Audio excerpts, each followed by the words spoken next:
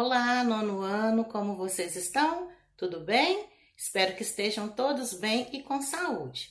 Nessa videoaula, iremos dar sequência à correção das atividades da unidade 2, Produção e Trabalho. Vamos lá? Oi, nono ano.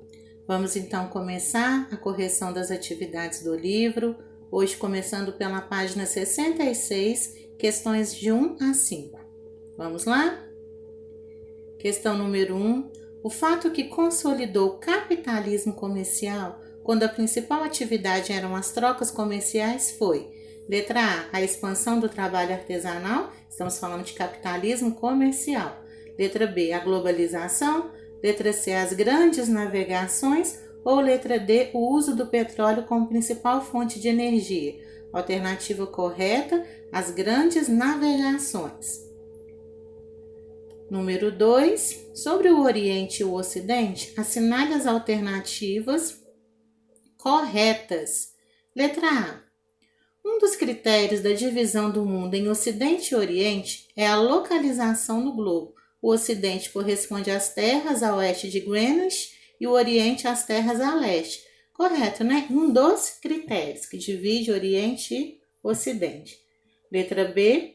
A expansão do sistema capitalista resultou na substituição dos valores ocidentais por valores de povos dominados pelos europeus em diversas regiões do mundo. Essa não está correta, essa a gente não vai assinalar. Alternativa C. No contexto das grandes navegações, o Ocidente correspondia aos países da Europa Ocidental que dominaram o sistema colonial. Certinho, vamos marcar essa.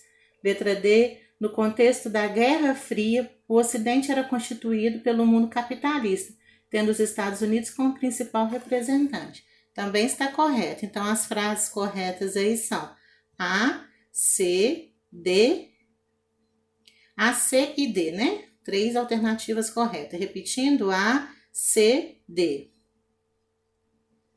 Questão 3, complete o quadro sobre as 3 principais revoluções industriais. Então, a gente tem aí um quadro em branco para ser preenchido. Primeira revolução, segunda revolução e terceira revolução.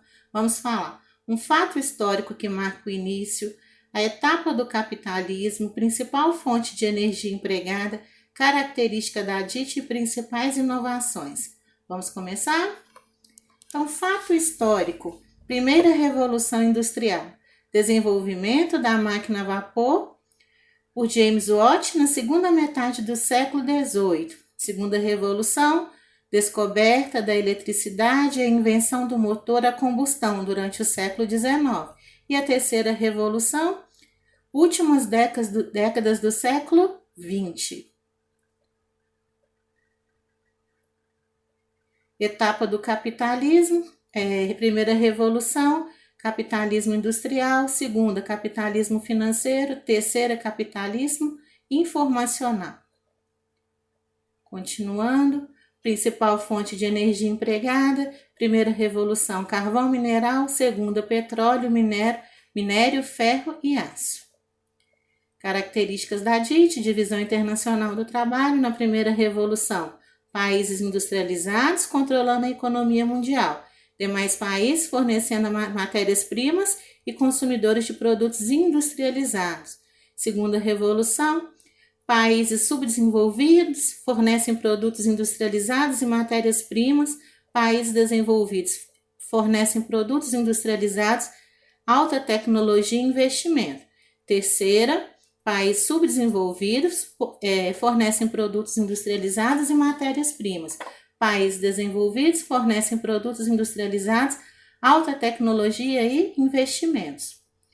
Principais inovações na primeira revolução, máquinas a vapor, tear mecânico, locomotivo. Na segunda, linha de montagem, o surgimento das multinacionais. Na terceira, integração entre ciência, tecnologia e indústria, associado ao desenvolvimento da informática, das telecomunicações e da biotecnologia. Com essas informações, o quadro fica preenchido. Questão número 4. Por que as grandes navegações são consideradas um marco da expansão do capitalismo e do início do processo de globalização? Então, gente, as grandes navegações, elas possibilitaram aí a incorporação de novas terras, por exemplo, a América, e de novos mercados, quando a gente fala de África e Ásia. E isso aí permitiu a expansão do capitalismo.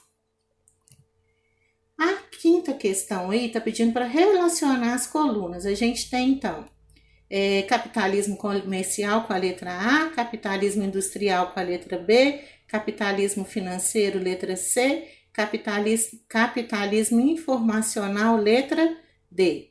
Então, quando a gente fala de segunda revolução industrial, estamos falando aí de capitalismo financeiro, letra C.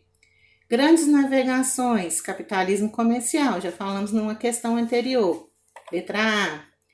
Terceira revolução industrial, a gente vai associá-la com capitalismo informacional.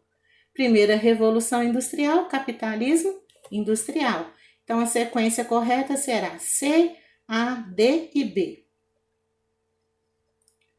Atividades agora, a gente muda a página do livro, vamos lá para as questões 1 a 7 das páginas 58 e 59. Começamos aí com o mapa, que tem como título Mundo, Apropriação de Terras e Nova Aliança para Segurança Alimentar Nutricional, ano de 2015. Primeira perguntinha. Os tons de lilás representam que grupo de país? E os tons de verde? Então, a gente está vendo aí o lilás representando os países de origem dos investidores em terra e os de verde representando os países visados por esses investidores. Olhando pela legenda, né, mamãe? 2. Por que foram escolhidas duas tonalidades de lilás e verde? Então, está diferenciando. O que a gente tem na cor lilás? Diferenciar os países investidores daqueles que também fazem parte da nova aliança para a segurança alimentar e nutricional. Também esse dado está na legenda. Verde, diferenciar os países visados por investimentos estrangeiros daqueles que também são parceiros da nova aliança para a segurança alimentar nutricional. Questão 3. O uso de tons de lilás e verde está relacionado ao uso da variável visual valor? Justifique sua resposta. Não, porque o que a gente sabe? A variável visual valor está associada às cores aí, é utilizada para representar valores ordenados proporcionais. Neste mapa, ela está indicando o quê? Os tons de lilás e verde estão indicando aí os países que são investidores ou alvo de investimento, fazendo parte da nova aliança para a segurança alimentar e nutricional. Como estão representados países que investem em terra e ao mesmo tempo são alvo de investimentos? Que países são esses? Então, nós temos aí, estão representados com fundo verde e rachuras lilás. Temos aí Brasil, Ucrânia, Romênia e Egito. Indique 5 países que são grandes investidores estrangeiros em terras agricultáveis. Podemos falar Canadá, Estados Unidos, Japão, Itália e França. Possuem terras agricultáveis visadas por investidores estrangeiros. Podemos citar Senegal, Costa do Marfim, Nigéria, Tanzânia e Moçambique. Questão 6. No ano de 2008, ocorreu uma crise alimentar mundial, causada por crescimento da demanda por alimentos, uso de grãos para a produção de biocombustível, alta de preço do petróleo, queda das safras, baixos níveis de estoque, entre outros fatores. Naquele ano, mais de 100 milhões de pessoas entraram nas estatísticas da fome. Com base no mapa, indique os países onde ocorreram manifestações contra a alta do preço dos alimentos. Então, vamos lá. México, vai acompanhando comigo aí. Haiti, Egito, Marrocos, Mauritânia, Senegal, Guiné, Costa do Marfim, Burkina Faso, Camarões, Somália, Moçambique, Indonésia, Malásia, Bangladesh, Paquistão e, finalmente, Filipinas. Em quais continentes esses países se localizavam? América, África e Ásia. A situação desses países em relação ao processo de terras por investidores estrangeiros. O que podemos falar sobre isso? Os países de origem dos investidores estrangeiros estão concentrados na porção norte do planeta enquanto os países cujas terras são visadas para investimentos estão concentrados na porção sul. Compare os dados do gráfico a seguir com os do mapa e faça as atividades. Então, esse gráfico a gente tem aí mundo, número de pessoas em situação de insegurança alimentar grave, o ano de 2017.